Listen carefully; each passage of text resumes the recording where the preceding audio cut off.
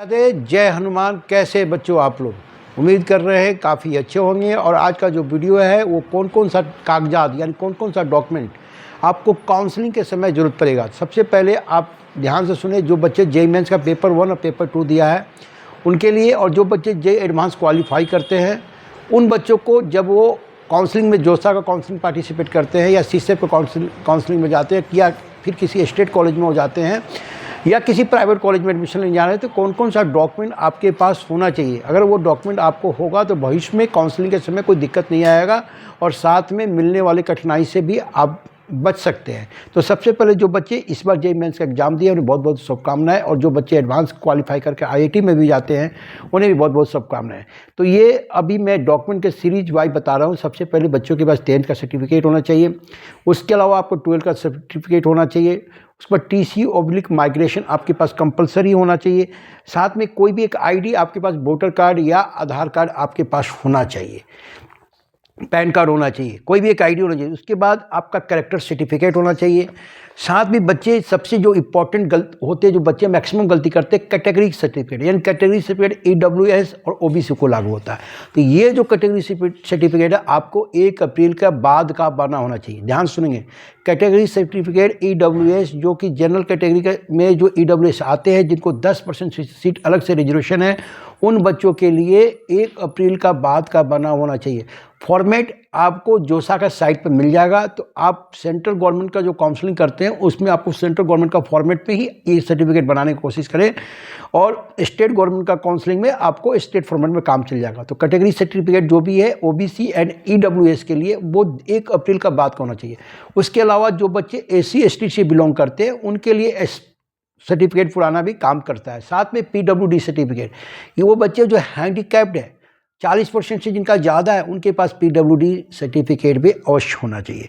ये हो गया आपको। साथ में क्या होता है, income certificate. Income certificate 1 lakh से नीचे का भी बनता है, 2 लाख का भी बनता है, 3 लाख का भी बनता है, और 4 लाख का भी बनता है, और 5 लाख का भी बनता है। तो हर एक इनकम 1 लाख से कम है उसका क्या फ़ायदा है, 1 से 2 लाख में क्या फ़ायदा है, 2 से जिसका इनकम ऊपर है उससे क्या फ़ायदा है। तो जनरली जो इनकम सर्टिफिकेट बच्चे होते हैं 1 से 5 लाख तक में आपको ट्यूशन फी कॉलेज का वेव हो जाता है, माफ़ हो जाता है। और उससे ज़्यादा, उससे अगर 1 से कम से ज़्यादा है तो और भी ज़्यादा, कहीं आपको बहुत सारे कॉलेज का, यूनिवर्सिटी का अलग रूल है। इनकम सर्टिफिकेट के आधार पर अलग अलग रिजर्वेशन माने कुछ छूट मिलेंगे। ट्यूशन फी के अलावा भी आपको हो सकता है कहीं कहीं पर आपको कॉशन मनी ना लिया जाए। इस तरह डिफरेंट है। तो आपको इनकम सर्टिफिकेट होना चाहिए जिनको इनकम सर्टिफिकेट लागू है। विशेष डोमिसाइल सर्टिफिकेट, आप किस स्टेट से बिलोंग कर रहे हैं। मान लिया पंजाब के बच्चे हैं और पंजाब स्टेट के काउंसलिंग में पार्टिसिपेट कर रहे हैं, तो आपको डोमिसाइल होना चाहिए ताकि वहाँ का जो 80 से 85% जो कोटा है डोमिसाइल बच्चों के लिए मिलता है। तो डोमिसाइल पर सर्टिफिकेट तो पक्का उन बच्चों को होना चाहिए जिस वो अगर अपने स्टेट में एडमिशन लेना चाहते हैं तो वहाँ के लिए वो काम कर जाएगा। दूसरा PWD आपने आपको बता दिया कि 40% ज़्यादा होना चाहिए। उसके बाद होता है डिफेंस कैटेगरी सर्टिफिकेट। ये अलग अलग होता है, कैटेगरी 1, कैटेगरी 2, कैटेगरी 3, कैटेगरी 4, इस तरह का आता है डिफेंस का। तो जो बच्चे अगर डिफेंस के हैं, मान लें कोई भूतपूर्व सैनिक के बच्चे हैं, किन्हीं के फादर वार में शहीद हो गए, कोई काउंटर एजेंसी में कोई वीरता पदक प्राप्त किए हैं, तो उसमें अलग छूट मिलता है। तो जो बच्चे डिफेंस के हैं वो अपना कैटेगरी चेक कर ले कौन सा कैटेगरी में आते हैं, उसके अनुसार से अब एक उनका डिफेंस कैटेगरी सर्टिफिकेट बना देते हैं। उसके बाद फ्रीडम फाइटर का अलग कोटा है। जिनके पास फादर या दादा दादी फ्रीडम फाइटर रहे हुए हैं उनके लिए भी बहुत सारे कॉलेजों में रिजर्वेशन अलग से है। तो अगर जिनको लागू है फ्रीडम फाइटर बना ले, उसको एक मेडिकल सर्टिफिकेट किसी भी डॉक्टर द्वारा मेडिकली फिट के लिए आपको बनाना पड़ेगा। उसके बाद बच्चों आपको सबसे जो इम्पोर्टेंट है वो गैप सर्टिफिकेट भी है। जो बच्चे इंटर का एग्ज़ाम दे के गैप लेके फर्स्ट या सेकेंड अटेम्प्ट में या थर्ड अटेम्प्ट में जेईई मेंस का एग्ज़ाम दिया है, तो गैप सर्टिफिकेट का भी फॉर्मेट आपको वेबसाइट पर मिल जाएगा। जोसा के ऊपर नेट पर डालेंगे तो एज पर वो नोटरी किसी वकील के द्वारा आपको कराना पड़ेगा। उसके बाद रैंकिंग सर्टिफिकेट वो कॉलेज के वेबसाइट के द्वारा मिलेगा, जिसको एंटी रैंकिंग सर्टिफिकेट बोलते हैं, कि वो आपको मदर फादर और खुद के द्वारा आपको बनाना है। दूसरा है सिंगल गर्ल चाइल्ड। अब सिंगल गर्ल चाइल्ड जो एकल कन्या है वो सेंट्रल जो यूनिवर्सिटी है वहाँ पर अलग से मिलता है। एकल कन्या में कभी काफ़ी हाई रैंक पर भी आपको अच्छे अच्छे branch Indira Gandhi technical university IGTW में मिल जाते हैं। तो एकल कन्या, और कहीं कहीं तो मान लें कि जिनकी 2 पुत्री है तो 1 पुत्री के भी ले सकते हैं। जैसे पंजाब वगैरह में जैक चंडीगढ़ में ये चलता है कि आपको 2 पुत्री है तो आप 1 पुत्री के लिए यहाँ पर ले सकते हैं। तो गर्ल्स जो single girl child oblique doctor certificate है, एकल कन्या या 2 पुत्री है तो कहीं कहीं 2 पुत्री में भी एक लड़की को मिलता है। और नहीं सिंगल गर्ल में तो 100% हर एक जगह, चाहे वो आपको जोसा हो या सेंट्रल सिटी हो, स्टेट यूनिवर्सिटी, सबको सिंगल गर्ल चाइल्ड में मिलता ही मिलता है। सबसे इंपॉर्टेंट है आपके पास कैंसिल चेक भी होना चाहिए। कैंसिल चेक इसलिए बच्चों की, मान लें आप किसी कॉलेज में एडमिशन लेते हैं और लेने के बाद आप सीट को विड्रॉल करते हैं, किसी कारणों से आप वहाँ पर पढ़ना नहीं चाहते हैं, तो वो कैंसिल चेक अगर सबमिट करते हैं तो फिर आपको जो पैसा अमाउंट जमा है उस कैंसिल चेक पर ही आपको अमाउंट पर आएगा। दूसरा, आपके पास कम से कम 4 से 5 फ़ोटो होना चाहिए काउंसलिंग के दौरान, मैक्सिमम 5 फ़ोटो तो आप लेके ही चले साथ में। उसके बाद जो सबसे एक इम्पोर्टेंट है, आपके पास ट्विंस सिस्टर जो होते हैं, जुड़वा बहन, उनके लिए भी अलग से कोटा है, सिंगल गर्ल चाइल्ड में वो पार्टिसिपेट कर सकते हैं।